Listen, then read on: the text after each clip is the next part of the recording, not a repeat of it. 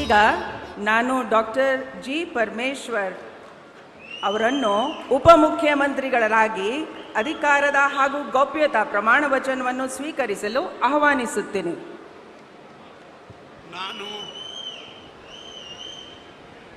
ನಾನು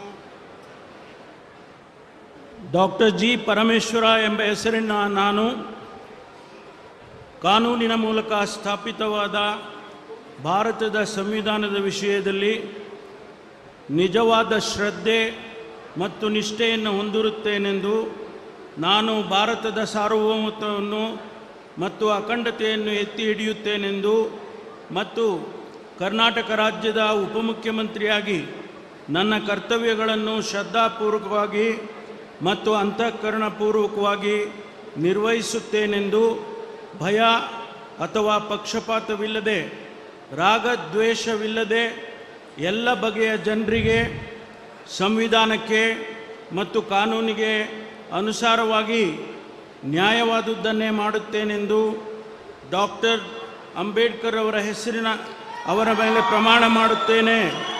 ಶ್ರದ್ಧಾಪೂರ್ವಕವಾಗಿ ಪ್ರತಿಜ್ಞೆ ಮಾಡುತ್ತೇನೆ.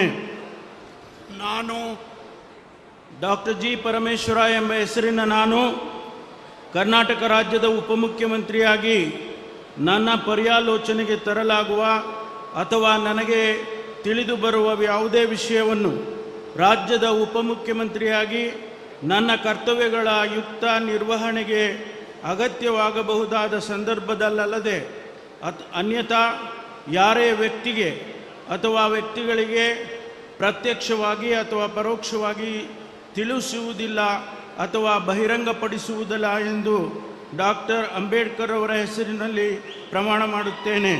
ಶ್ರದ್ಧಾಪೂರ್ವಕವಾಗಿ ಪ್ರತಿಜ್ಞೆ ಮಾಡುತ್ತೇನೆ. ಧನ್ಯವಾದಗಳು ಸರ್. ಮಾನ್ಯ ಉಪಮುಖ್ಯಮಂತ್ರಿಗಳು ಈಗ ಪ್ರಮಾಣ ವಚನ ಸಹಿಯನ್ನು ಮಾಡಲಿದ್ದಾರೆ.